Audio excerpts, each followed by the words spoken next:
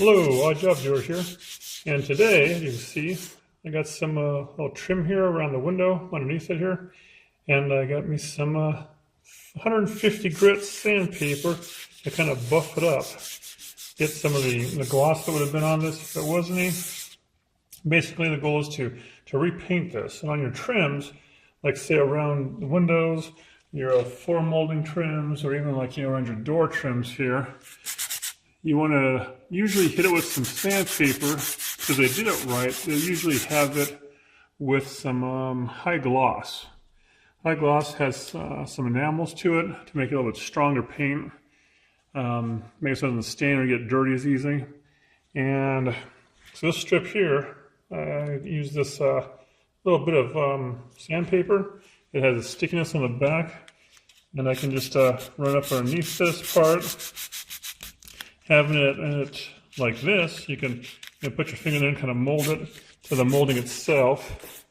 And you just want to kind of, like I said, run over the surface, buff it up somewhat. For the flat parts, I go with something like this, a sanding block. Hold it flat against it, just buff it up. And if you're noticing that you're hitting the top edge and the bottom edge, not the middle here, you just kind of, run down like this. And in spots, I'll usually do a little bit of this here on them. And you can see right now that some of this green's coming off, and you can see the white paint underneath. Or it could be primer, but I think in this case it was paint. And it was probably an enameled paint to where someone did not sand at all.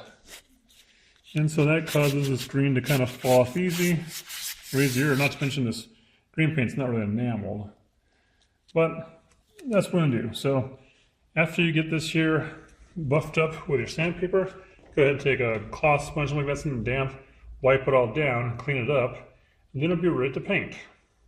So we'll be back in a little bit. All right, so we just got the sponge here, wiping it down here, damp sponge, and yeah, sponge bath.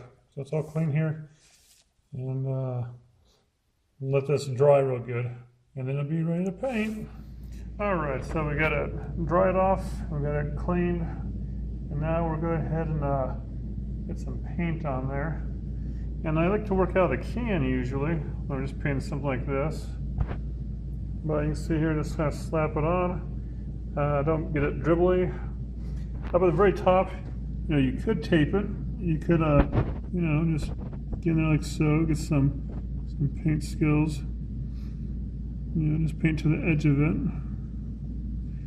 Or you can get like a painter's edge to slap up there and paint. But this here I won't. I'll just work with the brush I got. This little brush, I think it's a nylon, polyester. I don't know. It's a little bit old and has a little bit of dried up paint in it, so it probably needs to go. But for now, we're just going to paint it like so. Now when you come to something like this here, you can see it. There's actually, between the molding and the drywall, there's actually a crack in there. Kind of hard to see in this circumstance. I'm going to zoom in here. There you go, you can kind of see the crack forming a little bit, a little blurry. And so what I'd like to do with that is, I'll paint this part here, and then later on I'll use some gloss white caulking to go over here and do a bead across through here. And that will take care of any problems like a little bit of overpaint here from the wall on the trim. And if I overpaint with this little bit on the wall, it'll take care of that. So after I get this thing painted, then basically just let it dry, and that's it. That's trim 101. And in this particular paint, the high gloss enamel, I'll use on stuff like the trim, the floorboards. I'll use it for around the door moldings, and in probably the closet, if we're working on there, I'll use it to paint the shelves.